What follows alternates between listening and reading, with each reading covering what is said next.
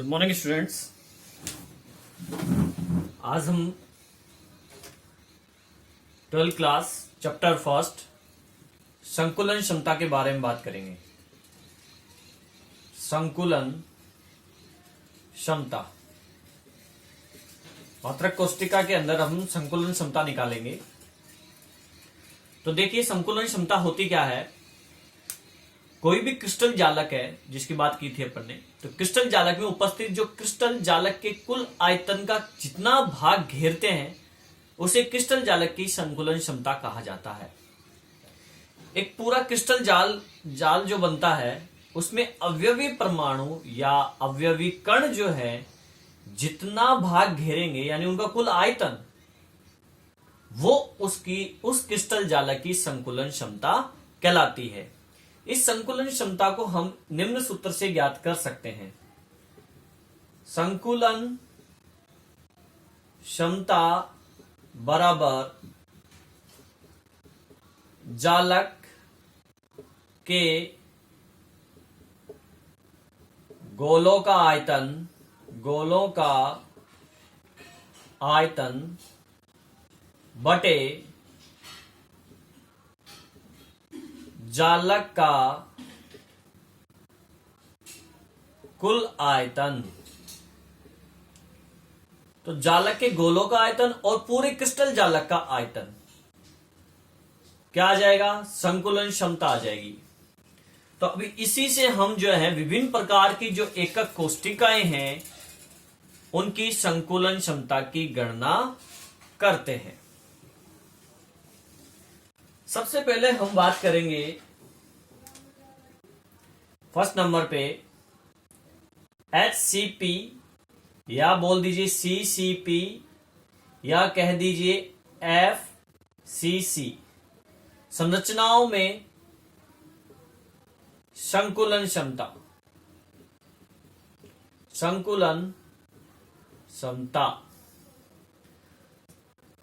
परमाणु को जो गोला है उस परमाणु की त्रिज्या हमने मान ली, परमाणु की त्रिज्या R, स्मॉल r। एकक कोष्टिका में जो कोर है, कोर की लंबाई a मान ली। कोर का मतलब भुजा। एकक कोष्टिका है, ये एकक कोष्टिका अपन ने बना ली। यहां पे एकक कोष्टिका बना लो ताकि समझ में आ सके कि कौन सी लंबाई और कौन सी दूरी अपन काम में ले रहे हैं। एकक कोष्टिका बनाने के बाद में हमें पता चल जाएगा कि हम कौन सी लंबाई यूज करेंगे और कैसे। तो आपको पता कोनों पर तो होते ही हैं, कोनों पर अपन को शो नहीं करना फिलहाल में तो हम जो है संकुलन क्षमता निकाल रहे हैं। तो उसके लिए कुछ अवयवी परमाणु अपन यहां पे प्रदर्शित कर देते हैं। एक अवयवी मान लीजिए ये परमाणु अवयवी कण है, ये अवयवी परमाणु है और ये अवयवी परमाणु है। अब एक अवयवी परमाणु यहां बीच में सेंटर में होगा, FCC है ना। तो अब इन सभी अवयवी परमाणु जो है इनको अगर अपन मिलाएं तो एक त्रिभुज बनेगा। ये विकर्ण हो गया, ये विकर्ण हो गया पूरा, और ये त्रिभुज ऐसे। क्लियर? इसको मैं हाईलाइट कर देता हूं ब्लैक कलर से। ये त्रिभुज जो बात बन रहा है इसकी बात कर रहा हूं मैं। क्लियर? इसको नाम A दे दिया, ये B हो गया और ये C हो गया। आगे बात समझ में? चलो अब आगे बढ़ते हैं। तो परमाणु की त्रिज्या हमने A मान ली, ठीक है। और एक कोष्टिका में जो कोर की लंबाई है उसको A मान लिया, ये R मान लिया। और A, ये जो लंबाई है कोर की लंबाई होती है ये, यहां से ये जो लंबाई है भुजा की लंबाई A, ठीक है। तो कोर की लंबाई बराबर A। एक गोले का जो आयतन होता है, एक गोले का आयतन, मैथमेटिक्स में पढ़ते होंगे, 4/3 पाई आर क्यूब होता है। अब जो एफसीसी है उसके अंदर 4 गोलों से बनती है एफसीसी, जो मैंने यहां पे डायग्राम में शो कर रखा है। एफसीसी संरचना 4 गोलों से बनती है, अतः 4 गोलों का आयतन आएगा। तो एक गोले का आयतन है तो 4 गोलों का आयतन क्या हो जाएगा? 4 गोलों का आयतन बराबर 4 इंटू 4/3 पाई आर क्यूब। इसको सॉल्व करेंगे तो क्या आ जाएगा? 16/3 पाई आर क्यूब। ठीक है, अब बात कर लेते हैं त्रिभुज के अंदर। त्रिभुज हमारा है ये जो दिख रहा है आपको, एबीसी। तो यहां पे एसी निकालेंगे कर्ण अपन, तो AC स्क्वायर बराबर AB square plus BC square, यही होता है कर्ण। और AB और BC क्या है? A है। कोर की लंबाई क्या है? A है। अर्थात A का स्क्वायर प्लस A का स्क्वायर, तो AC कितना हो जाएगा? तो AC आपका हो जाएगा, AC आपका हो जाएगा AC बराबर A√2। ठीक है ना, पावर हट जाएगी तो यहां पे रूट आ जाएगा। इसको हमने दे दिया समीकरण नंबर 1। अब AC बराबर हम जानते हैं, देखो यहां पे ये AC है, ये आपको नजर आ रहा होगा AC, ये वाली। और इसमें 3 गोले हैं, इन 3 गोलों को मैं शो कर रहा हूं यहां पे। एक गोला, ये गोले बिल्कुल पास पास होते हैं, देखो डायग्राम में आपको पास नजर नहीं आ रहे क्योंकि ये एक कोष्टिका बनाई अपन ने, लेकिन जालक के अंदर ये गोले ऐसे पास पास होते हैं। तो ये तीनों गोलों मैंने बना दिए हैं। ठीक है, अब मैंने यहां पे परमाणु यानी गोलों की त्रिज्या लिखी है R, स्मॉल r। ये परमाणु की त्रिज्या का मतलब यही है, गोले की त्रिज्या। तो इस गोले की त्रिज्या ये हो गई R, इस गोले की त्रिज्या ये R, ये भी R, ये भी त्रिज्या। तो यहां से लेकर कितनी त्रिज्या, ये दूरी कितनी होगी? 4R हुई कि नहीं हुई? यानी A से लेकर C तक की दूरी कितनी है? 4R। तो AC बराबर 4R रख दिया। अब ये मान समीकरण नंबर 1 में रख देंगे। जब ये मान यहां पुट करेंगे तो क्या हो जाएगा? AC बराबर A का ये मान रख दीजिए AC का, तो ये हो जाएगा आपका AC की जगह ये 4R बराबर A√2। क्लियर? यहां से A की वैल्यू निकालेंगे तो यहां से A की वैल्यू आ जाएगी A बराबर 4R/√2। ठीक है, अब घन का आयतन, क्योंकि ये घन है एक, तो घन का आयतन, क्रिस्टल जालक भी क्या होता है? घन होता है। तो घन का आयतन क्या होता है? भुजा क्यूब। भुजा क्यूब होता है, और भुजा क्यूब लिख देता हूं, चलो भुजा क्यूब। ठीक है, अब भुजा कितनी है? यहां पे भुजा है A, तो घन का आयतन क्या हो जाएगा?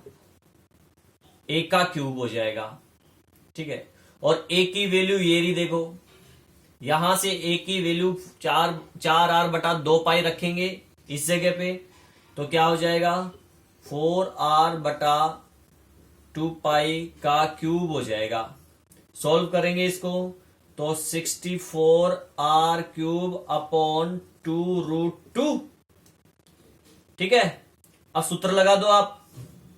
अब आप सूत्र लगा दीजिए। सूत्र क्या है? संकुलन की प्रतिशत, संकुलन प्रतिशत में निकालेंगे। संकुलन क्षमता बराबर जालक के गोलों का आयतन बटा जालक का कुल आयतन, प्रतिशत है इंटू 100। तो देखिए जालक के गोलों का आयतन, तो जालक के गोलों का आयतन अपन ने निकाला है, जालक के गोलों का आयतन ये रहा।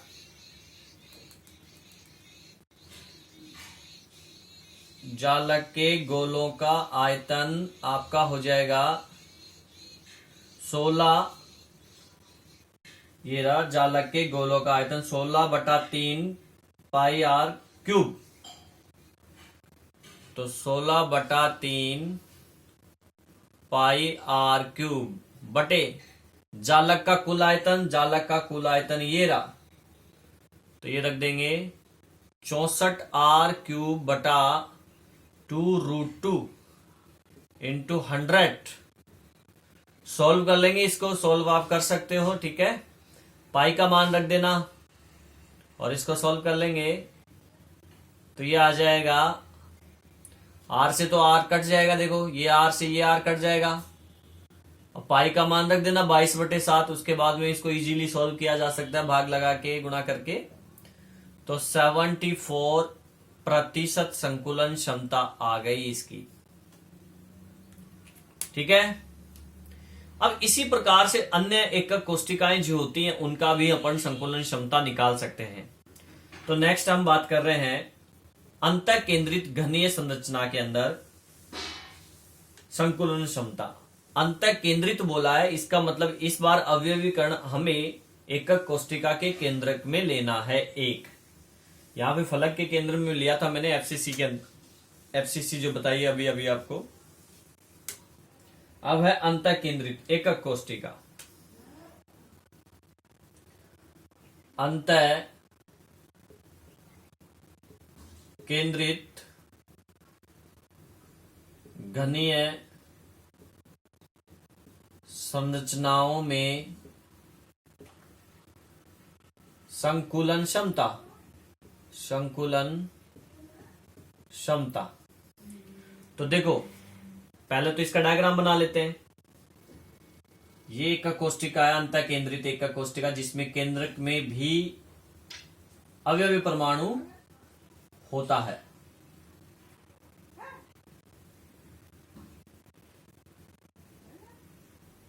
ये लीजिए, अब केंद्रक में अवयवी परमाणु अपन को जो शो करना है वो कर देते हैं अपन। कोनों पर तो होता है, ये सभी 8 कोनों पर होता है देखो, लेकिन 8 कोनों पे नहीं बना रहा हूं मैं, केवल जितनी जरूरत है अपन को उतनी बना रहा हूं। और इसके अलावा कौन सी एकक कोष्टिका अंतः केंद्रित है, इसलिए एक केंद्र में भी होगा। क्लियर, एक केंद्र में होगा, एक इस कोने पे तो 8 कोनों पर तो होता ही है, ठीक है।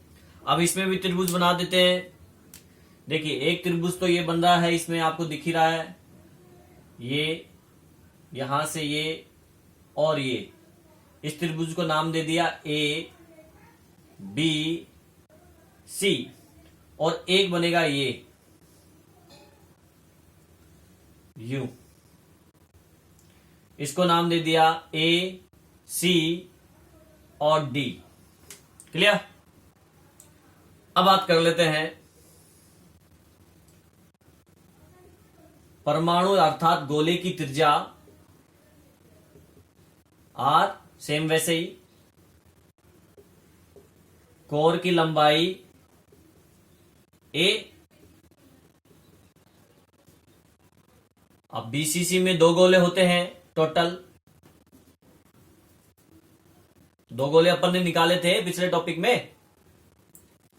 बीसीसी जो है अंतः केंद्रित घनीय संरचना, तो अंतः केंद्रित एकक कोष्टिका के अंदर 8 कोने हैं, उनपे सबका हिस्सा कितना आएगा, एक ही आएगा, और एक उसके केंद्रक में है तो एक ही हो गया। तो एक और एक 2 गोले निकाले थे अपन ने, तो 2 गोलों का आयतन, 2 गोलों का आयतन, पिछले टॉपिक में हमने 4 गोले, अभी अभी जो मैंने बताया था एफसीसी के अंदर अपन ने 4 गोलों का आयतन निकाला था। क्यों? क्योंकि एफसीसी के अंदर ऑल ओवर 4 गोले निकलते हैं, 4 परमाणु 4 अवयवीकरण निकाले थे, सभी केंद्रक पे होते हैं, फलकों के केंद्रक पे, तो 3 तो वहां से निकले और एक 8 कोनों पर है तो वो निकला। ऐसे करके 4 गोले थे, इसमें 2 गोले ही हैं, तो 2 गोलों का आयतन क्या हो गया आपका, 2 से गुणा कर देंगे आयतन को। आयतन पहले बताया था मैंने, एक गोले का आयतन क्या होता है 4/3 पाई आर क्यूब, तो मैं डायरेक्ट कर रहा हूं 2 इंटू 4/3 पाई आर क्यूब। ये एक गोले का आयतन होता है, तो 2 गोले का गुणा कर देंगे सॉल्व किया 8/3 पाई आर क्यूब। अब त्रिभुज जो एबीसी है, ए बी सी नजर आ रहा होगा आपको डायग्राम में, इसमें AC स्क्वायर बराबर AB square plus BC square होगा। भुजा कितनी है? A है, तो AC स्क्वायर बराबर A का स्क्वायर प्लस A का स्क्वायर, तो AC स्क्वायर कितना हो गया? 2A square. क्लियर? तो ये तो AC स्क्वायर हो गया 2A स्क्वायर। अब त्रिभुज ABD में देख लेते हैं, ACD में, ACD त्रिभुज ACD में इसमें क्या होगा? AD विकर्ण जो है, AD स्क्वायर विकर्ण का सूत्र होता है ना, विकर्ण स्क्वायर बराबर ये लंबाई और त्रिभुज की जो लंबाई ऊंचाई जो भी है चौड़ाई, तो AC square plus CD square. अब यहां पे AD स्क्वायर क्या हो जाएगा? वही भुजा AC, तो देखो ये रहा AC स्क्वायर, तो कितना है? 2A स्क्वायर प्लस CD जो दूरी है इसकी, ये कोर की लंबाई A है, तो A का स्क्वायर लग जाएगा। तो ये AD स्क्वायर बराबर 2A स्क्वायर और A स्क्वायर हो गया। तो यहां से इसको सॉल्व करेंगे तो AD स्क्वायर बराबर 3A स्क्वायर हो जाएगा। 3A स्क्वायर, रूट हटाएंगे, स्क्वायर हटाएंगे तो रूट लग जाएगा, रूट 3A स्क्वायर। यहां से A पे स्क्वायर है तो रूट और स्क्वायर कट जाएगा, तो केवल ये हो जाएगा A बराबर A√3। A के ऊपर जो स्क्वायर है इससे ये कट जाएगा रूट, तो A बचेगा, A को बाहर ले लेंगे क्योंकि उस पर रूट हट गया है। ये हमारा समीकरण नंबर 1 हो गया। अब हम जानते हैं AD बराबर कितना है? 4R है। AD मतलब ये देखो, ये गोला, ये गोला, ये गोला, तो ये तीनों गोलों को हम लिखें एक दूसरे के पास, तो एक गोले की त्रिज्या R है, इस गोले का त्रिज्या R है, यहां से ये R दूरी और यहां से ये R दूरी, तो टोटल 4R हुई कि नहीं? तो ये दूरी जो है AD, ये 4R है, तो AD बराबर 4R। ये मान यहां पे रख देंगे, तो 4R बराबर A√3। ठीक है, तो A की वैल्यू यहां से आ गई 4R/√3। और हम जानते हैं घन का आयतन कितना होता है? A क्यूब, मतलब भुजा क्यूब, तो भुजा क्यूब रख दीजिए। भुजा हमारे पास कितनी है? 1 की वैल्यू ये रही, क्यूब लगा दो इसके, 4R/√3 का क्यूब किया। जब इसका क्यूब करेंगे तो हमारे पास मान आ जाएगा 64R³/3√3। क्लियर? अब संकुलन क्षमता वाला सूत्र लगा दीजिए। संकुलन क्षमता बराबर गोले का आयतन बटे क्रिस्टल जालक का आयतन। तो गोले का आयतन ये रहा, गोलों का आयतन, और क्रिस्टल जालक का आयतन ये रहा। तो लिख दीजिए 8/3 पाई R³ बटे 64R³/3√3 इंटू 100।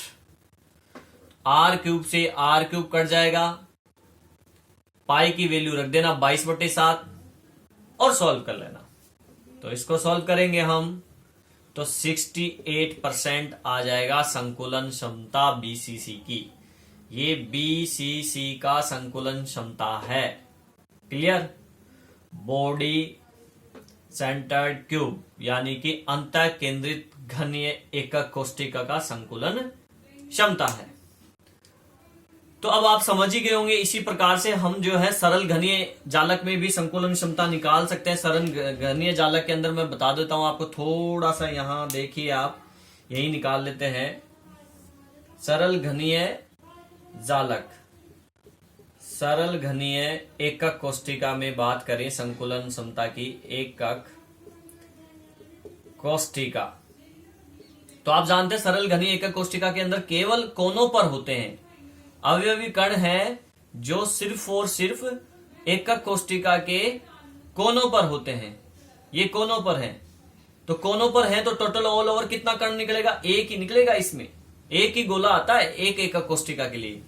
तो हमें 3 ये ले लीजिए आप, ए सी बी, त्रिभुज ये बन जाएगा, ये त्रिभुज बन जाएगा, ये त्रिभुज बन गया आपका एबीसी।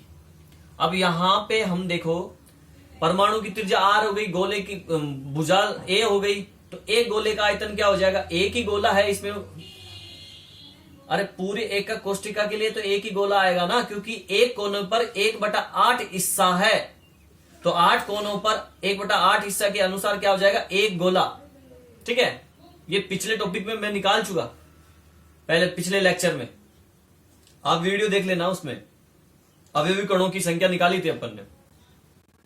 तो यहां त्रिभुज एबीसी के अंदर आप जब एक गोले का आयतन लगाओगे तो 4/3 लगेगा, 4/3 पाई आर क्यूब लग गया।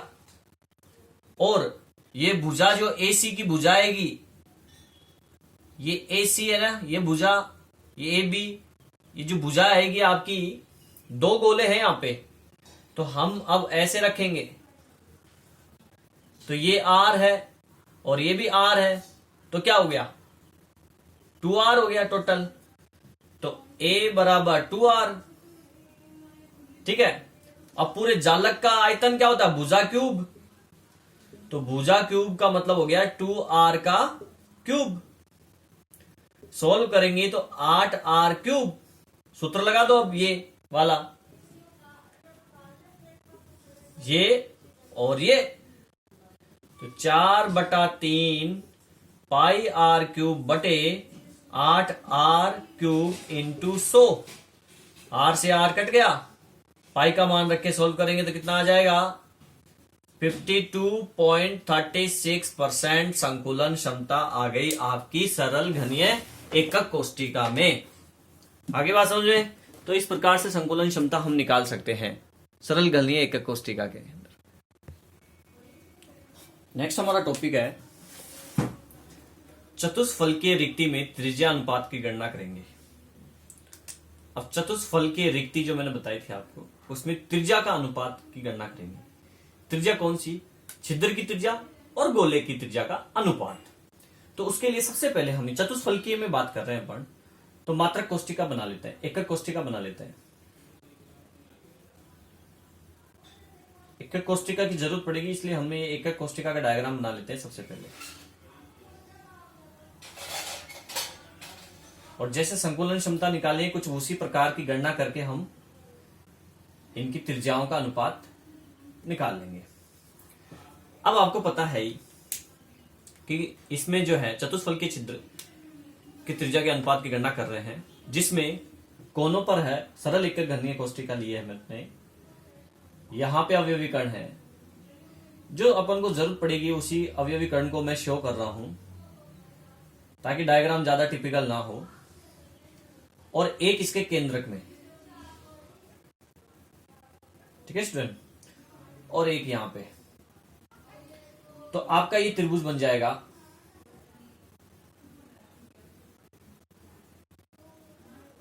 ठीक है, और दूसरा त्रिभुज सी के साथ बन रहा है, तो इसको नाम दे देते हैं ए बी और ये सी। एक त्रिभुज ये बन रहा है और इसको नाम दे दिया डी। क्लियर। अब देखिए इस घन की जो भुजा है यानी किनारा, तो किनारा क्या है, इसका किनारा क्या है, भुजा, भुजा बोल दो या किनारा बोल दो, ए है। छिद्र की त्रिज्या अपन ने मान ली, छिद्र की त्रिज्या अपन ने मान ली स्मॉल आर, और गोले की त्रिज्या, गोले की त्रिज्या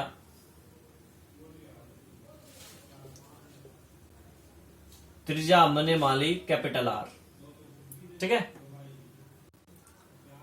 अब हम सूत्र अप्लाई कर देंगे ए बी।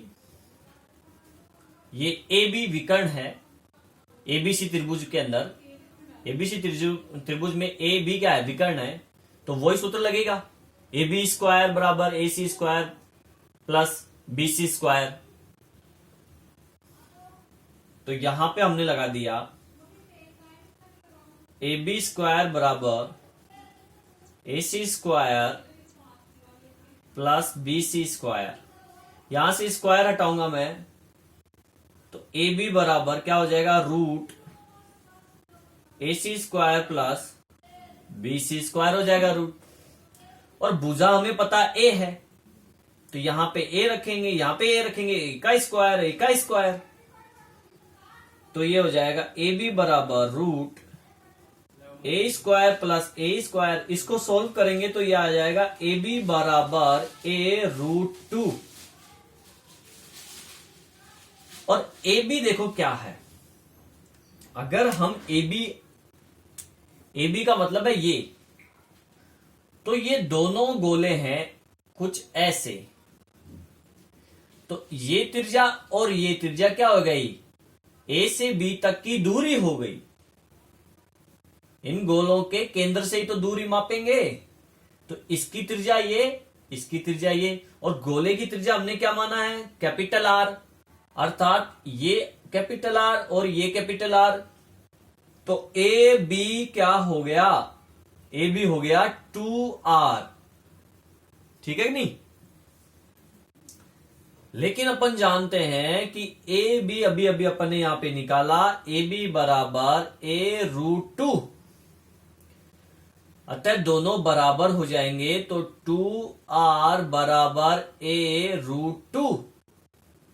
यहां से इस r की वैल्यू निकालूंगा तो ये 2 बटे में चला जाएगा, तो r बराबर ए रूट 2 बटा 2, ठीक है। इसको हम सॉल्व करेंगे तो ये हो जाएगा r बराबर a अपॉन रूट 2। यहां से a का मान निकाल लीजिए आप, तो 2r हो जाएगा, रूट 2r। अब हम बात करेंगे त्रिभुज ए बी डी में, सेम ऐसे ही ये त्रिभुज ए बी डी है। अब हम छिद्र की त्रिज्या निकालेंगे, ये तो गोले की त्रिज्या से रिलेटेड था, अब छिद्र की त्रिज्या से रिलेटेड करेंगे इसको। ए डी बराबर root A B square plus B D square, यही होगा जैसा इसमें किया अपन ने। तो ये आ जाएगा, वे डायरेक्ट आपका 2a स्क्वायर प्लस ए स्क्वायर, भुजा का मान a है ना वो रख देंगे, ए बी स्क्वायर तो अपन ने आया A B square, A B का मान तो ये रहा, स्क्वायर है इसमें लगा दिया, ये रहा ए बी का मान 2a रूट 2, ठीक है। अब इसको सॉल्व करेंगे तो ए डी आपका आएगा, ए डी बराबर ये हो जाएगा आपका 3, 2 और 1 3, और 3 का स्क्वायर रूट, ए से कट जाएगा रूट से रूट, तो ये आपका आ जाएगा ए रूट 3 ए डी की वैल्यू, ठीक है। अब ए डी जो है, ए डी में देखिए कितने हैं गोले ए डी के अंदर, तो ए डी आपका आ जाएगा ए डी बराबर 2r प्लस 2r, यानी कि छिद्र की त्रिज्या का दुगना और गोले की त्रिज्या का दुगना, दोनों का योग होता है एडी, ठीक है। तो ये हो जाएगा आपके किसके बराबर, ये कैसे हुआ मैं आपको बता देता हूं, यहां पे डायग्राम बना के, ये ए और ये डी, बीच में तो ये दूसरा अवयव कर देना, मैं केवल ए और डी की बात कर रहा हूं, ए और डी की बात कर रहा हूं। तो यहां से ये दूरी गोले की त्रिज्या हो गई जो कि कैपिटल आर है, यहां से ये दूरी गोले की त्रिज्या होगी जो कि कैपिटल आर है, एंड ये जो बीच में छिद्र है, ये छिद्र हो गया, बीच में गैप हो गया, तो इसकी त्रिज्या हमने क्या मानी है, छिद्र की त्रिज्या आर मानी है, तो आर यहां तक हो गई, और यहां से ये त्रिज्या हो गई r, तो ये और ये दूरी कितनी हो गई 2r हुई कि नहीं टोटल, और ये दूरी कितनी हुई, ये भी 2r हो गई बड़ा कैपिटल R। तो टोटल ये AD क्या आ गया 2r प्लस 2r आ गया, ठीक है। तो 2r प्लस 2r बराबर है √3a के। आगे बात समझे, तो यहां से r दो कॉमन ले लो, कॉमन लेने के बाद में 2 नीचे चला जाएगा बटे में, तो r प्लस r बराबर √3a बटा 2, कॉमन लेके नीचे डाल दिया 2 को। चूंकि a हम जानते हैं √2r है, अभी अपन ने निकाला था ये रहा, तो a का मान यहां रख दीजिए आप, इस जगह पे a का मान रखो, ये a की वैल्यू रखो यहां पे, तो क्या हो जाएगा r प्लस r बराबर √3 बटे 2 गुणा a की वैल्यू रख दी √2r। तो r प्लस r बराबर √3 √2 बटे 2 r, यही चीज है ये। और इस चीज में देखिए हम जो है इस r में भाग लगा दें, अगर ऐसे भी लिख सकते हैं इसको, अनुपात निकालना है ना अपन, r upon r plus r upon r, ये इधर बटे में चला जाएगा ना, ये चीज इधर जाएगी बटे में, तो इस छोटे r के बटे में भी बड़े r के बटे में भी आएगी, तो मैंने अलग अलग करके लिख दिया बराबर √3 बटा √2, ठीक है। अब यहां पे देखिए r से r कट गया एक बार, क्लियर। तो हमारे पास क्या आ गया, हमारे पास आ गया r बटा r प्लस 1 बराबर, यहां पे क्या है √3 बटा √2, इनकी वैल्यू रखो, √3 की वैल्यू होती है 1.732 अपॉन √2 की वैल्यू होती है 1.414, ठीक है। यहां से ये जो 1 है इसको मैं इस तरफ लेके जाऊं तो माइनस में आ जाएगा, r बटा r बराबर 1.732 अपॉन 1.414, ये एक इस तरफ आ गया माइनस में 1, इसका भाग इसमें लगा दो, r बटा r भाग लगाया तो ये आया 1.225 माइनस 1, और जब एक में से ये जाएगा तो 0.225 बचेगा। तो r यानी कि परमाणु की त्रिज्या, वो छिद्र की त्रिज्या बटे गोले की त्रिज्या, इन दोनों का अनुपात क्या आ गया 0.225, क्लियर। तो ये अनुपात आ गया, और इसी प्रकार से हम अष्टफलकीय रिक्ति की त्रिज्या का गणना कर सकते हैं। कुछ इसी प्रकार से उसकी त्रिज्या की गणना होगी और उसका मान आएगा अष्टफलकीय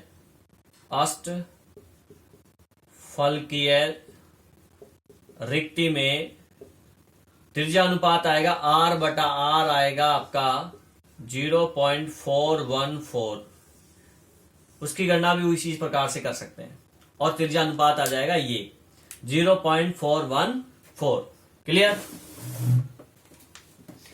नेक्स्ट वीडियो लेक्चर में हम क्रिस्टल दोष की बात करेंगे, जो कि इंपॉर्टेंट है, हर साल एक ना एक क्वेश्चन इसमें से जरूर आता है क्रिस्टल दोषों का।